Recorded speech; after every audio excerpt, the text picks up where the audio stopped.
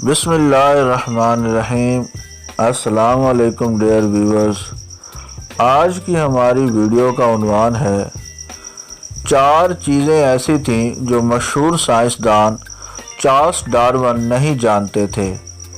ہمارے جدید معاشرے میں بہت سارے سائنسی حقائق ہیں جن کو سائنسدان اور یہاں تک کہ عام لوگ بھی قبول کرتے ہیں، تاہم ان میں سے بہت سے مضامین جو اب ہم سمجھتے ہیں کہ عام فہم ہے، جن پر 1800 کی دہائی میں بحث کی جانی باقی تھی جب چارلس ڈارون اور الفریڈ رسل والیس پہلی بار نیچرل سلیکشن کے ذریعے نظریہ ارتقاء کو اکٹھا کر رہے تھے۔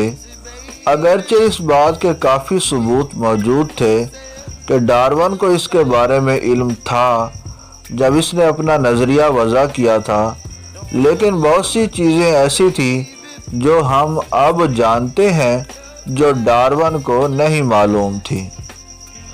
جینیات یا اس بات کا مطالعہ کہ والدین سے خصوصیات اولاد میں کیسے منتقل ہوتی ہیں ابھی تک اس وقت تک موجود نہیں نکلا جب ڈارون نے اپنی کتاب آن دا اوریجن آف سپیشیز لکھی تھی۔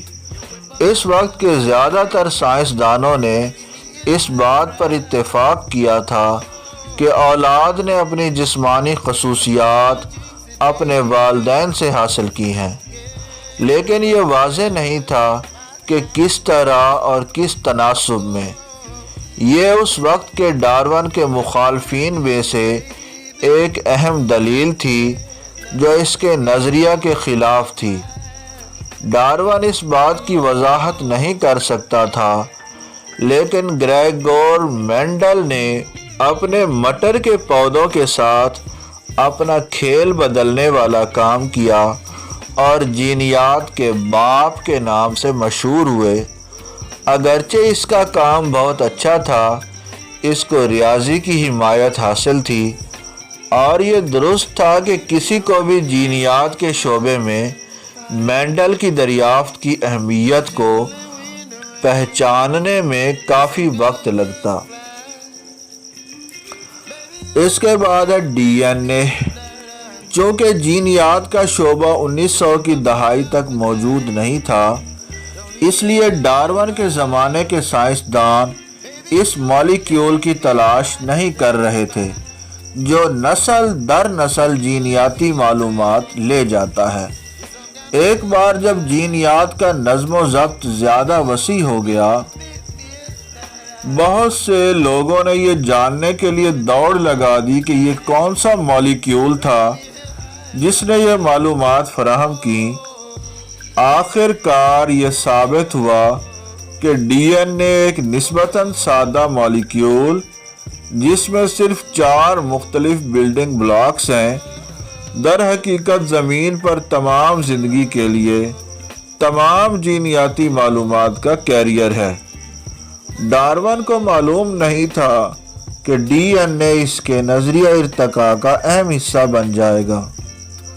در حقیقت ارتقاء کا سب کیٹیگری جسے مائکرو ایولیوشن کہا جاتا ہے، مکمل طور پر ڈی این اے اور اس طریقہ کار پر مبنی ہے کہ جینیاتی معلومات والدین سے اولاد تک کیسے منتقل ہوتی ہیں۔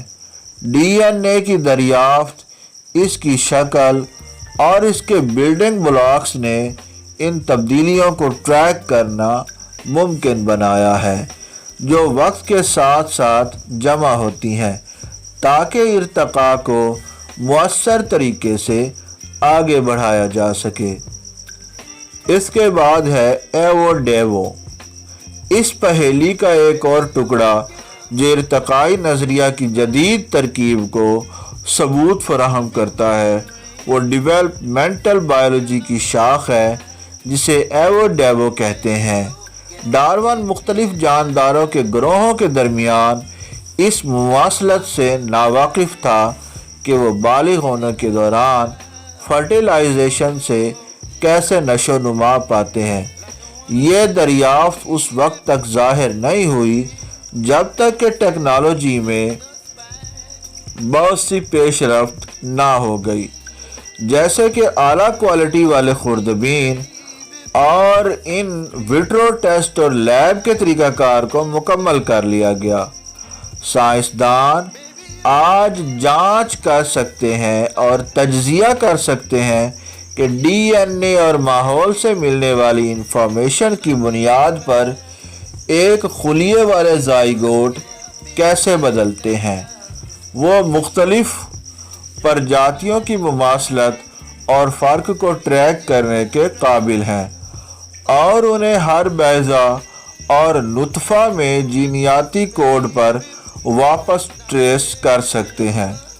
तरक्की के बहुत से संगे मील बहुत मुख्तलिफ प्रजातियों के दरमियान यकसा हैं और इस ख्याल की तरफ इशारा करते हैं कि ट्री ऑफ लाइफ पर कई जानदार चीज़ों का एक मुश्तरका अजदाद है।